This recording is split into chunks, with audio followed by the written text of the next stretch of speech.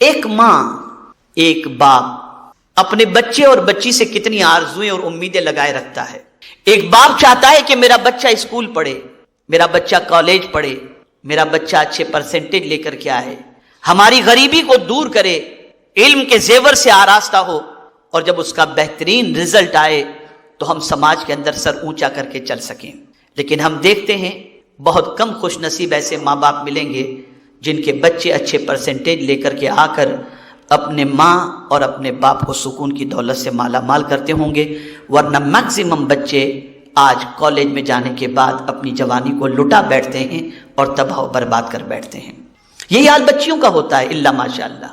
بچیوں کی پوزیشن بھی ایسی ہی نظر آتی ہے کہ بڑی امیدوں کے ساتھ اور بڑے ارمان کے ساتھ ماں اور باپ اپنی بچی کو کالج میں اس پر بھروسہ کر کے بھیجتے ہیں کہ میری بچی وہاں صرف پڑھائی کے لیے جا رہی ہے، تعلیم کے لیے جا رہی ہے، لیکن افسوس، 100,000 افسوس کہ وہ تعلیم گاہ میں جانے کی بجائے پارکوں میں گھومتی نظر آتی ہے اور اپنے دوستوں کے ساتھ گپ شپ کرتی ہوئی نظر آتی ہے، اور نہ جانے کن کن لوگوں کے ساتھ اپنی شناسائی اور اپنے تعلقات قائم کرتے نظر آتی ہے۔ پیاری بچیوں، پیارے نوجوان بچوں، آپ صرف اتنا سوچیں کہ آپ کو بڑا کرنے کے اندر آپ کے پیرنٹس نے کتنی قربانیاں دی ہیں۔ کیا اسی لیے آپ کو بڑا کیا گیا؟ کیا آپ یہ ساری حرکتیں کریں؟ آپ ذرا سوچو، جس دن آپ کے پیرنٹس کے پاس کوئی کمپلین لے کر کے آ کر یہ کہتا ہوگا کہ آپ کی بچی کو میں نے فلاں لڑکے کے ساتھ دیکھا یا آپ کے بچے کو فلاں لڑکی کے ساتھ دیکھا، ماں کے دل پر اور باپ کے دل پر کیا بیتے گی؟ آپ اگر اپنے ماں باپ کو سکون نہیں دیکھ سکتے تو کم از کم تکلیف تو نہ پہنچاؤ۔ آج آپ ذرا دیکھیں ہم کہاں کھڑے ہیں، مسلمانوں کی سچویشن تعلیمی اعتبار سے کیا ہے، کہاں پر ہم ہیں۔ یہ ساری سچویشن کو دیکھنے کے باوجود بھی اگر آج کا مسلمان اپنے مقاصد کو بھول کر کے لہو و لعب اور خرافات میں گرفتار ہو جائے تو اس مسلمان پر سوائے افسوس کرنے کی اور کوئی چیز نہیں ہو سکتی۔ تو پہلا پوائنٹ قرآن و حدیث کی روشنی میں سائیکولوجیکل اگر آپ کو میں سمجھانا چاہوں تو وہ یہ ہے کہ آپ اپنی خواہش کے غلام بننے کی بجائے اللہ اور اس کے رسول کی فرما برداری کے لیے تیار ہو جاؤ۔ یہ پہلی چیز ہے۔ 1000 خوبصورت پری جیسی کوئی لڑکی آپ کو دعوت دے اور 1000 ہینڈسم کوئی لڑکا آپ کو امپریس کرنے کی کوشش کرے، اس وقت صرف اتنا سوچنا، کیا میں اس کام کے لیے یہاں پر آیا ہوں یا آئی ہوں؟ میرا کام تعلیم ہے اور یہ ساری چیزیں تعلیم میں رکاوٹ ہیں۔ سب کو چھوڑ کر پیار کرنا ہے تو کتاب سے پیار کرو، یہ کتاب تمہیں دنیا اور آخرت میں ترقی دلائے گی۔ تعلیم سے پیار کرو۔ آقا کریم صلی اللہ علیہ وسلم نے ارشاد فرمایا، علیکم بالعلم فإن العلم خلیل المؤمن۔ سرکار فرماتے علم کو لازم پکڑو کہ علم تمہارا بہترین دوست ہے۔ جب سارے دوست تمہارا ساتھ چھوڑ دیں گے تو یہ ایجوکیشن ہی ہے جو تمہیں ہر مقام پر سپورٹ کرے گا، تمہیں ہر مقام پر عزت دلائے گا۔ میں آپ کو بتاؤں، رنگ کیسا بھی ہو، ہاتھ اور پیر کی سچویشن عذر کے اعتبار سے کیسی بھی کیوں نہ ہو، لیکن خدا کی قسم اگر آپ کے پاس ایجوکیشن ہے تو آپ جنگل میں بھی رہیں، دنیا آپ سے فائدہ حاصل کرنے کے لیے پہنچے گی۔ ایجوکیشن حاصل کرنے والا شخص پرسنالٹی نہیں دیکھتا، کوالٹی دیکھتا ہے۔ تو آج ضرورت اس امر کی ہے کہ ہم اپنی ناکامی کے اسباب پر غور کریں، اور ساتھ ہی ساتھ ہم کالج اور یونیورسٹی وغیرہ کے اندر تعلیم حاصل کرتے وقت ہر ان برائیوں سے اپنے دامن کو بچائیں جو برائیاں ہماری ترقی کے اندر رکاوٹ بنتی ہے۔ تو پہلی چیز خواہش، جوان ہوتے ہی خواہشیں پیدا ہوتی ہیں، آپ خواہش کو کچلو، ہر جائز خواہش کے پیچھے چلو، ناجائز خواہش کو کچلو۔ اس کے بعد سیکنڈ چیز آتی ہے دوستی۔ اب آج کل تو سچویشن یہ ہو گئی ہے کہ پہلے ایک دوست تلاش کرنا مشکل تھا، آج فیس بک پر، واٹس ایپ پر، ٹویٹر پر، انسٹاگرام پر ایک ہی ٹائم کے اندر آپ سینکڑوں ہزاروں اپنے دوست بنا لیں گے۔ اب آج دوست بنانے کا معیار کیا ہے؟ آج اگر کسی سے فرینڈشپ کی جاتی ہے تو کیا چیز دیکھ کر کی جاتی ہے؟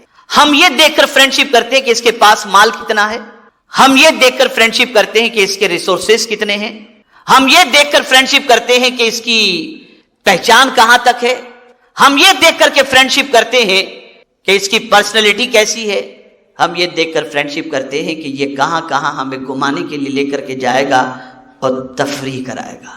میں آپ کو قرآن کی روشنی میں فرینڈشپ کا ایک فارمولا دے دیتا ہوں، اسے زندگی پر یاد رکھیے گا۔ کبھی مت بھولیے گا اسے. آپ نے اگر اسے یاد رکھا تو فرینڈ کو جسٹیفائی کرنے کے اندر آپ کو ڈیفیکلٹیز نہیں ہوں گی، بلکہ بہت ایزیلی آپ اپنے دوست کا سلیکشن بھی کر سکیں گے اور دوستی بھی کر سکیں گے. قرآن مقدس میں رب قدیر جل جلالہ نے فرمایا والمؤمنون والمؤمنات بعضهم اولیاء بعض یأمرون بالمعروف وینہون عن المنکر. مومنین ایک دوسرے کے دوست ہیں، اچھی باتوں کا حکم دیتے ہیں اور بری باتوں سے روکتے ہیں. قرآن مقدس نے دوست کے حوالے سے فرمایا کہ تمہارا سچا اور اچھا دوست کون ہے؟ تمہارا اچھا دوست وہ ہے جو تمہیں اچھی باتوں کا حکم اور تمہیں بری باتوں سے روکے. یہ نہیں کہ بری باتیں تمہارے ساتھ شیئر کرے، یہ نہیں کہ گندی پکچروں کی لنک تمہیں بھیجے، یہ نہیں کہ بدکرداری کی طرف تمہیں اپنے ساتھ لے کر کے جائے، یہ نہیں کہ آوارگی کے راستے پر تمہیں لے کر کے جائے، بلکہ سچا دوست یہ ہے کہ تمہیں اچھی باتوں کی طرف بلائے اور بری باتوں سے تمہیں روکے. میں آپ کی طرف مرد ہو یا خواتین، لڑکے ہوں یا لڑکیاں، طالب علم ہو یا طالبات، میں یہ ساری چیزیں آپ کے سپرد کرتا ہوں.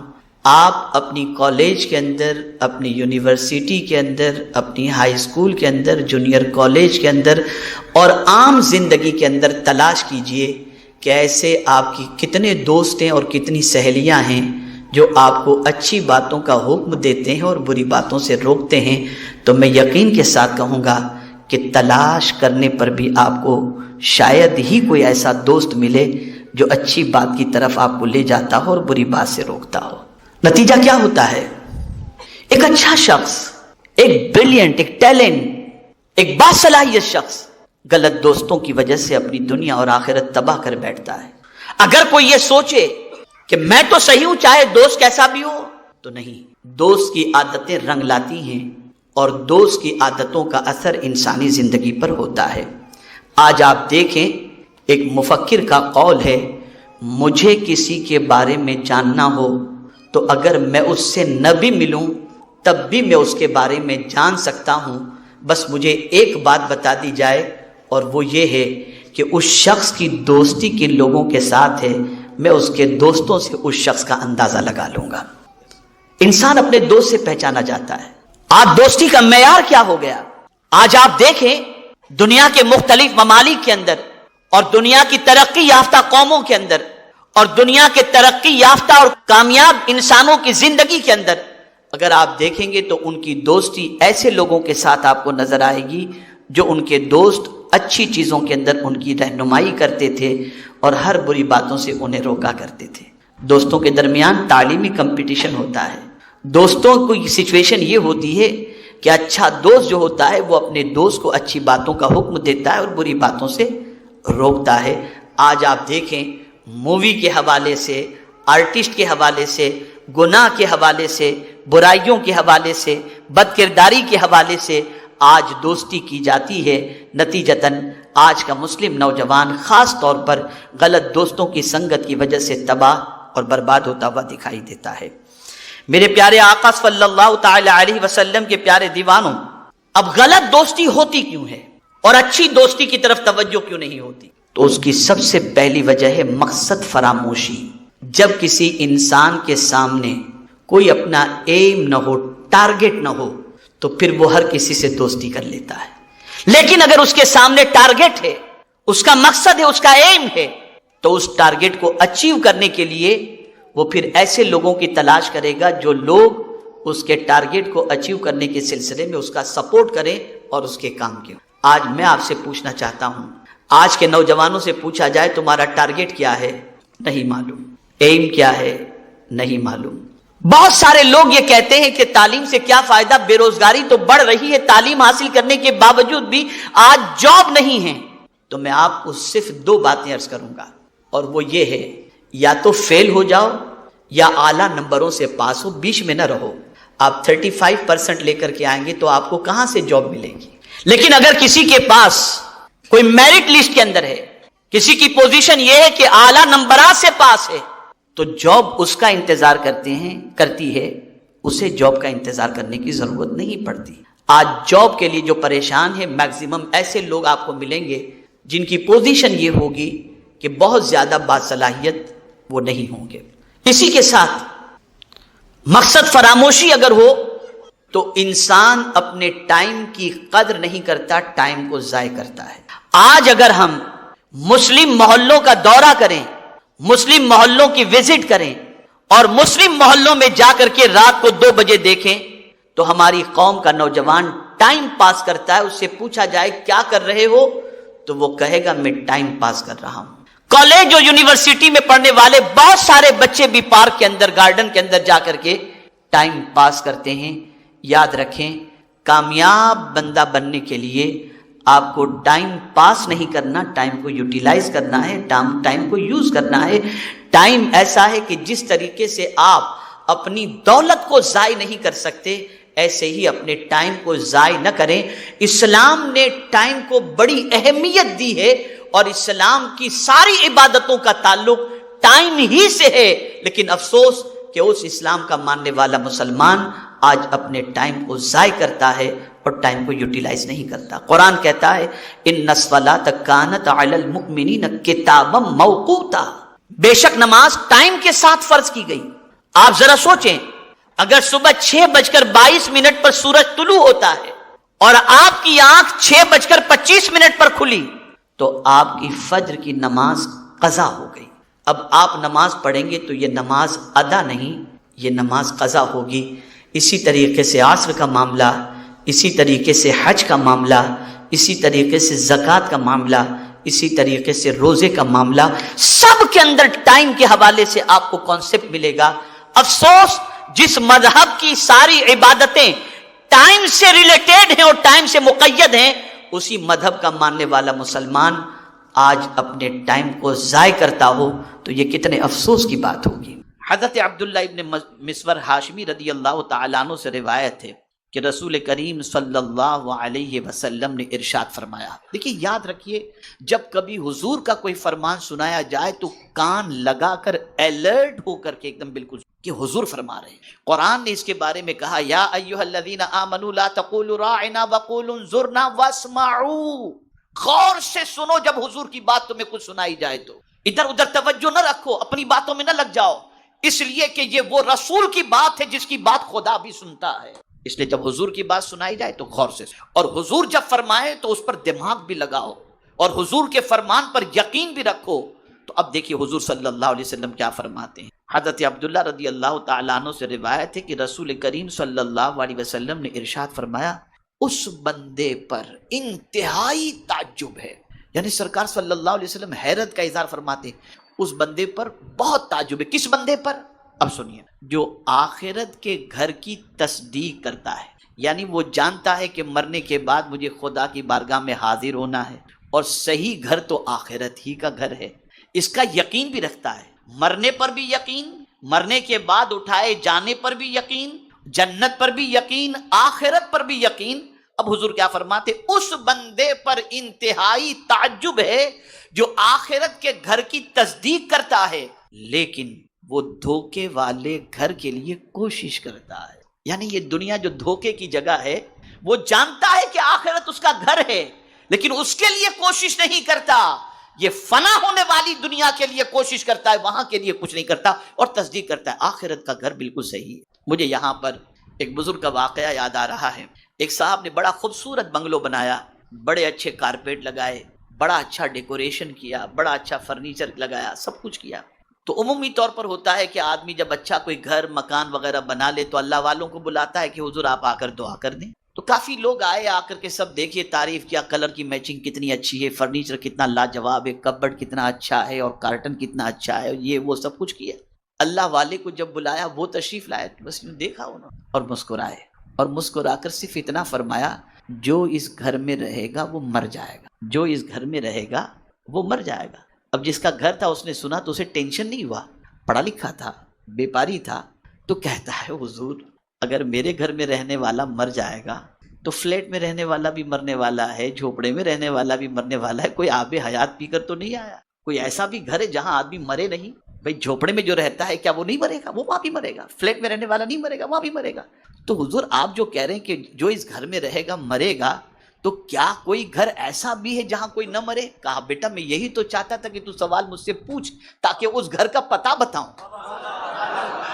تاکہ میں تجھے اس گھر کا پتہ بتاؤں. کہا حضور وہ کون سا گھر ہے؟ کہا وہ آخرت کا گھر ہے.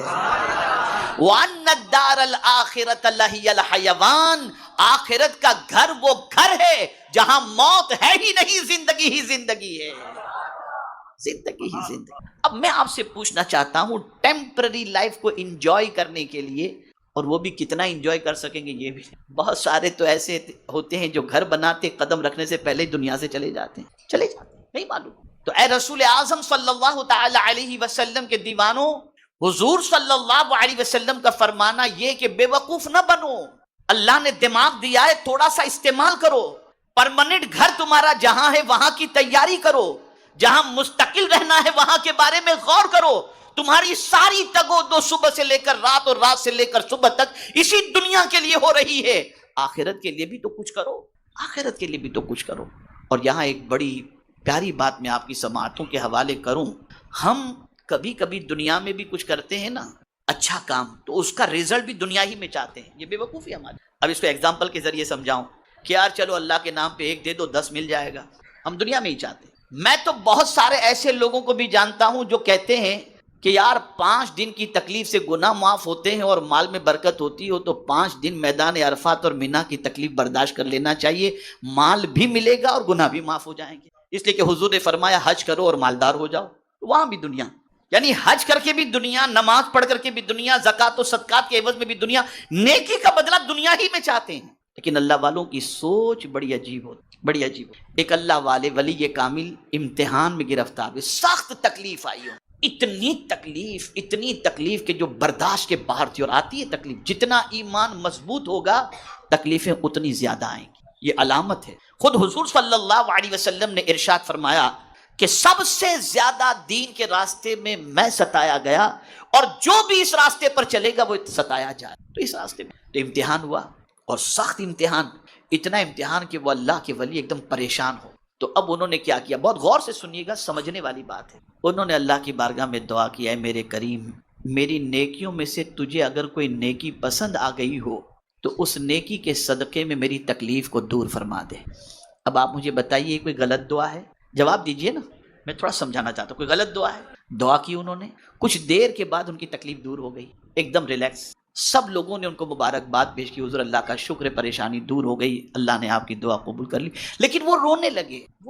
لوگوں نے کہا حضور آپ رو رہے ہیں، اللہ نے پریشانی دور کر دی تو یہ تو رونے کا وقت نہیں، اللہ کا شکر ادا کرنا چاہیے، مسکرانا چاہیے، ٹینشن لیس. اللہ نے فرما دیا، کہا یہی تو رونے کا وقت ہے. غور سے سنیے گا، میں ایسا سبق سنا رہا ہوں آپ کو کہ اگر اس سبق کو آپ نے اور ہم نے سیکھ لیا اور یاد کر لیا تو ہماری سوچ کا کریکشن بھی ہوگا اور اللہ عز و جل کرم کی نظر بھی فرمائے گا. وہ بزرگ فرماتے ہیں یہی تو رونے کا وقت ہے. کہا حضور کیا رونے کا، کیا وجہ؟ کہا سنو، میں نے پتہ نہیں کون سی نیکی میری اللہ کی بارگاہ میں قبول ہوئی ہوگی، مجھے نہیں معلوم، لیکن میں نے جو یہ کہا، اے اللہ جو نیکی تجھے پسند ہو اس کے صدقے میں میری تکلیف کو دور فرما دے، تو اللہ نے جو نیکی قبول فرمائی تھی اس کے صدقے میں میری تکلیف کو دور تو فرما دیا. اب اگر قیامت میں اللہ فرمائے تیری نیکی کا بدلہ یہاں تو کچھ بھی نہیں دنیا میں مل گیا، تو آخرت میں میرا کیا ہو؟ آخرت میں میرا کیا ہو؟ یہ اللہ والوں کی سوچ ہو. ہم سب کچھ اسی دنیا میں چاہتے ہیں اور اسی دنیا کے لیے چاہتے ہیں، ہماری نظر آخرت سے اوجھل ہو گئی. یہ کھیل تماشے کی زندگی، بڑے بڑے آئے چلے گئے، دنیا میں کوئی باقی رہنے والا نہیں، سب جانے والے ہیں. اور آنے اور جانے کی سچویشن سملر، ایک دم سملر. آیا تب بھی غسل کرنے کی طاقت نہیں، کوئی اسے نہلاتا ہے، اور گیا تب بھی غسل کرنے کی طاقت نہیں، کوئی دوسرا اسے نہلاتا ہے. آتے وقت بھی نہلایا گیا اور جاتے وقت بھی نہلایا گیا. اپنے وجود پر گھمنڈ نہ کرو، تم اتنے محتاج ہو کہ اپنے سے غسل بھی تم نہیں کر سکتے. نہ آئے تب کر سکتے تھے، نہ جاؤ گے تب کر سکتے. بلکہ میں ابھی کل ہی کی ایک بات میں آپ کو سناؤں. ایک علاقے کا بادشاہ آپ کہہ سکتے ہیں، ارب پتی کہہ سکتے ہیں، وہ اتفاق سے سیر و تفریح کے لیے، میں بھی کبھی زامبیا ادھر ادھر میں جاتا ہوں تو جب جاتا ہوں فارم ہاؤس کے اندر تو ایک دم سناٹا ہوتا ہے. بلکہ ابھی لاسٹ سفر جو میرا ہوا تھا ملاوی سے موزمبیک کا، 18 گھنٹے، اور میں آپ کو بتاؤں بائی روڈ میرے اس سفر کے اندر آپ کو حیرت ہوگی کہ 8 گھنٹے یا 9 گھنٹے کے سفر کے اندر مجھے راستے میں ایک ہوٹل بھی نہیں ملا، اور سناٹا ایک دم بالکل تاریک، کوئی مار کے کاٹ کے پھینک دے پتہ بھی نہیں. تو ایک ایسا ہی پکنک اسپورٹ تھا، ایک صاحب گئے جو ملینر بلینر تھے، غسل کرنے کے لیے تالاب کے اندر انہوں نے جیسے ہی چھلانگ گئے، مر گئے۔ اب جب لاش پھول گئی، نکالا گیا لاش کو، تو ایسی پوزیشن تھی کہ پہچان مشکل تھی، یہ کون ہے کیا ہے۔ پولیس آئی، تحقیق کی، بہت اناؤنس کیا، پتہ نہیں چلا کہ یہ کون صاحب ہے مرنے والے۔ اب اتفاق سے وہ گاؤں مسلمان کا تھا، اس بندے کے بارے میں تحقیق پر پتہ چلا کہ یہ مسلمان تھا۔ اب وہ اتنا غریب گاؤں کہ امام صاحب نے اس گاؤں کے اندر مسجد میں اعلان کیا کہ بھئی، اب گاؤں کی پوزیشن کیا ہوتی ہے کہ لوگوں کے گھروں میں کفن نہیں ہوتے۔ گاؤں دیہات میں آپ چلے جائیں تو کھانے پینے کا، جہاں پر کسان وغیرہ ہوتے ہیں ان کے کھانے پینے کی چیزیں تو گھر میں ملیں گی، کفن بفن پیسہ کیش اتنا نہیں ملے گا۔ تو گھر میں کفن وغیرہ تو تھا نہیں کسی کے، تو گاؤں میں اعلان ہوا کہ بھئی تھوڑا تھوڑا سب کچھ جس کے پاس ہو وہ تھوڑا جمع کرو تاکہ یہ لاوارث میت کی کفن کا انتظام کیا جائے۔ انتظام کیا گیا، کفن دیا گیا، دفن کیا گیا۔ بعد میں تحقیق پر پتہ چلا یہ فلاں گاؤں کا کروڑ پتی تھا، لیکن آ گیا تھا یہاں پکنک پر اور مر گیا۔ تو وہاں پر صوفیہ فرماتے ہیں کہ ذرا سوچو تو صحیح کہ تمہارے پاس سب کچھ ہوتے، ہم نے اپنے ماتھے کی آنکھوں سے زمین کی دراڑوں کو ہم نے دیکھا ہے، اور ان زمینوں کے اندر دراڑ کو دیکھنے کے بعد 2-3 دن تک تو چین کی نیند بھی نہیں آ رہی تھی، اور ہم نے ریلیف کیمپ کے اندر کہ تم یہاں کی جتنی فکر کرتے ہو اس سے زیادہ تم آخرت کی فکر کرو۔ یہاں کل کیا ہوگا نہیں معلوم، یہاں کیسے حالات، آخرت میں سچویشن یہ ہوگی کہ قرآن کہتا یود المجرم لو یفتدی من عذاب یومئذ ببنیہ، قیامت کے دن سچویشن اتنی خراب ہوگی کہ باپ بیٹے سے بھاگے گا، ماں بیٹی سے، دوست سے بھاگے گا، اور یہ سچویشن ہوگی کہ ماں کہے گی اپنے بیٹے کے بارے میں اللہ کی بارگاہ میں، میرے مولا اس سے میرے بیٹے کو جہنم میں ڈال دے لیکن مجھے جنت میں ڈال دے۔ یہ سچویشن ہم اس دنیا کی تیاری میں لگے، جہاں رہنا ہی نہیں، پرماننٹ رہنے آئے نہیں۔ باڈی گارڈ رکھو، سیکیورٹی گارڈ رکھو، بلٹ پروف جیکٹ پہنو، بلٹ پروف گاڑیاں میں رہو، کچھ بھی کر لو، جان نہ ضرور۔ تو یہ دنیا کھیل تماشا ہے۔ اب آگے اور سماعت فرمائیں۔ آپ کہیں گے کہ مولانا آپ دنیا نہیں کرنا چاہیے، تو یہ دنیا میں اللہ نے پیدا کیا ہے تو کچھ تو دنیا چاہیے نا، اس کے بغیر کیا کریں گے ہم؟ کھانا چاہیے، اب مسجد ہے، اللہ کا گھر ہے، گرمی شدید ہے تو ایئر کنڈیشن چاہیے، ایئر کنڈیشن چاہیے تو پیسہ بھی تو چاہیے۔ اب اس کو حضرت ذوالنون مصری علیہ الرحمہ نے اس کی وضاحت فرمائی۔ حضرت ذوالنون مصری رضی اللہ تعالیٰ عنہ فرماتے ہیں اپنے مریدوں سے، اے مریدین کے گروہ، دنیا طلب نہ کرو، اور اگر طلب کرو تو اس سے محبت نہ کرو، یہاں سے صرف زادے راہ لو، کیونکہ آرام گاہ تو اور ہے، یہ آرام کی جگہ نہیں، آرام کی جگہ تو جنت کی۔ اب دیکھیے نا، میں تھوڑا سا اس کو سمجھاؤں، یہاں تو کیا ہے، فون آیا، ارے وہ آپ کے بارے میں ایسا بولتا تھا، پٹک سے ٹینشن، یار کیا لوگ کرتے ہیں، چلتے چلتے کسی نے دھکا دے دیا۔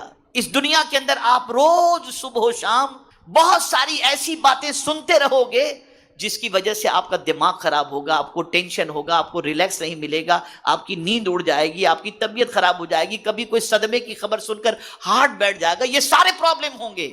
لیکن قربان جائیے حضرت ذوالنون مصری کے اس جملے پر فرماتے ہیں آرام گاہ تو اور ہے، یعنی تو اگر یہ سوچتا ہے کہ دنیا میں آرام ملے تو نہیں، آج تجھے ایسا گھر بتاتے ہیں جہاں نہ کوئی بری بات سنے گا، نہ ٹینشن ہوگا، نہ کمانا ہوگا، نہ محنت کرنی ہوگی، نہ عبادت کرنی ہوگی، وہاں تو صرف آرام ہی آرام کرنا ہے، اور وہ جگہ ہے آخرت کا گھر۔